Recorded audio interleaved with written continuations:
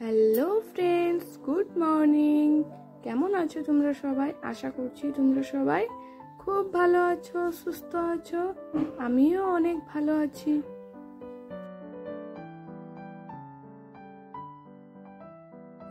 আজ আরেকটি নতুন ভিডিওতে তোমাদের সবাইকে অনেক অনেক স্বাগত জানাই। আজকে হলো শনিবার আর ঘড়ির কাঁটা এখন বাজছে সকাল 6:45। আর ব্লগটা আমি আজকে সকাল সকাল এখান থেকেই শুরু করলাম। আজকে সকাল সকালই রান্নাঘরটাকে ক্লিন করে নিব, কারণ আজকে নিরামিষ রান্না হবে। আর আজকে বছরের লাস্ট দিন, তার জন্য আজকে আমাদের বাড়িতে নিরামিষ খাওয়া দাওয়া হবে।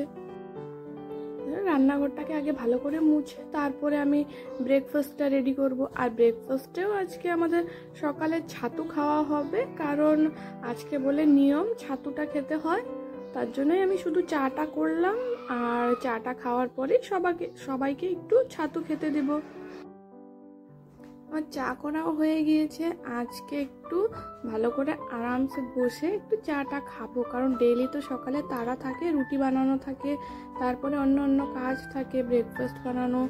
তার জন্য চাটা খাওয়ারও ভালো মতো সময় পাই না। আজকে যেমন রুটিটা বানানো নেই, তার জন্য একটু ভালো করে একটু বসে চাটা খাবো।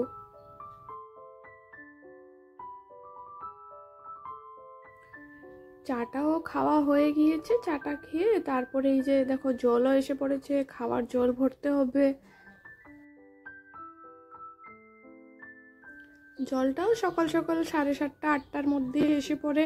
তারপরে এমনি তো জল সব ট্যাঙ্কিতে উঠে, আর খাবার জলটা শুধু ভরতে হয়। এই যে দেখো কতগুলো জলের বোতল ভরেছি। আর এখন তো পুরো গরম পড়ে গিয়েছে, তার জন্য জলটা একটু বেশি লাগে। এতদিন তো ঠান্ডা ছিল, ঠান্ডার মধ্যে তো বেশি জলেরও দরকার হয়নি। আমি এখন একটু দুধ দিয়ে ছাতু গুলে নিয়ে এসেছি। এখন একটু ছাতু খাবো, অনেক খিদেও পেয়ে গিয়েছে, কারণ সকালে শুধু চাটা খেয়েছিলাম। আর জানো তো বন্ধুরা, আমি আগে কোনোদিনও ছাতু খাই নাই। আগে একবার খেয়েছিলাম, কিন্তু এখন অনেক দিন পরে আবার মানে সেকেন্ড টাইমই বলতে পারো এটা খাচ্ছি। আর ভালোই লাগছে, দুধ দিয়ে একটু গুলে নিয়েছিলাম। এখন রুমে এই যে বিছানাটা তুলে নেব। বিছানাটা তুলে তারপরে হলো স্নান আছে, তারপরে ঘর মুছাও আছে, তারপর পুজো দিতে হবে, তারপরে আবার রান্না করতে হবে। এই যে আগের ব্লগটাতে এই আর্টটা পুরোটা শেয়ার করা হয়নি, কারণ তখন কমপ্লিট হয়নি। এখন দেখো কেমন হয়েছে, কমেন্টে প্লিজ জানিও। আর আর্ট করা হয়েছিল জন্য এই যে ক্যালেন্ডারগুলো নামায়ে নিয়েছিলাম। এই যে দেখো আর্টটা তো দেখতে বেশ ভালোই লাগছে এখন রুমের মধ্যে। আর তোমরা একটু কমেন্টে জানিও কেমন হয়েছে। এখন আমি ডাস্টিং এর কাজটা সেরে নেব। ডাস্টিং এর কাজটা সারার পরে আবার এই যে ঘরটাকে ভালো করে মুছে নেব, কারণ ডাস্টিংটা করলে কি ঘরটা তারপরে মুছলে একদম পরিষ্কার হয়ে থাকে। আর ঘর মুছার আগে যদি পরে যদি ডাস্টিংটা করি তাহলে অনেকটা নোংরাও হয়ে যায় আবার। এখন চলে এসেছি টিভির রুমে। আজকে এই রুমে খাটের নিচে ভালো করে শুড়ে তারপরে মুছে নেব, কারণ ডেইলি তো আর ভালো করে মোছা হয় না, কারণ অনেক কিছু আছে এটার নিচে, যেমন বড় বড় কৌটা কাটি সব কিছু এটার নিচে রাখা আছে। সব কিছু ডেইলি সরিয়ে তারপরে মোছা ডেইলি তো সম্ভব হয় না। তার জন্য ভাবলাম আজকে একটু ভালো করে মুছে নেই। এই যে চলে এসেছি এখন আমার রুমে। এই রুমটাতেও ভালো করে শুড়ে তারপরে মুছে নেব। স্নানে যাওয়ার আগে এই সব সবজিগুলো মাকে দিয়ে যাব, যে কেটে রেডি করে রাখতে, তাহলে স্নান করে এসে সোজা রান্নাটা বসিয়ে দিতে পারবো। আর এখন চলে এসেছি জামা কাপড় ধুতে।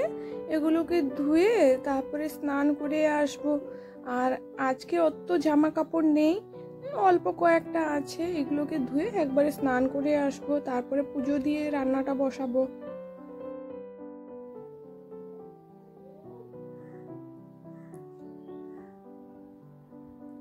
আর আজকে নিরামিষ রান্না করব। ওই যে বছরের লাস্ট দিন আজকে, তার জন্য আজকে বলে নিরামিষ খেতে হয়। আর নিরামিষের মধ্যেও তিতা জিনিসটা বলে বেশি খেতে হয় আজকে, যেমন নিম পাতা, তারপরে অনেক রকমের শাকও আছে তিতা, করলা ভাজা। যে আমার স্নানও হয়ে গিয়েছে, পুজো দেওয়াও হয়ে গিয়েছে এখন আমার।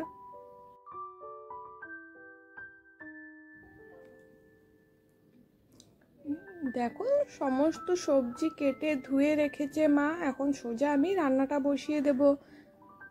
আর এই যে দেখো আলু ভাজা করছি, এখানে কচু শাক হয়েছে, আর ভাতটা করা আমার আগেই হয়ে গিয়েছে। রান্নাটা করে তারপরে দেখাবো তোমাদেরকে যে আজকে কত রকমের রান্না করেছি। তাহলে চলো তাড়াতাড়ি করে আগে রান্নাটা সেরে নিই, তারপরে তোমাদের সাথে শেয়ার করি যে আমি আজকে কি কি রান্নাটা করলাম।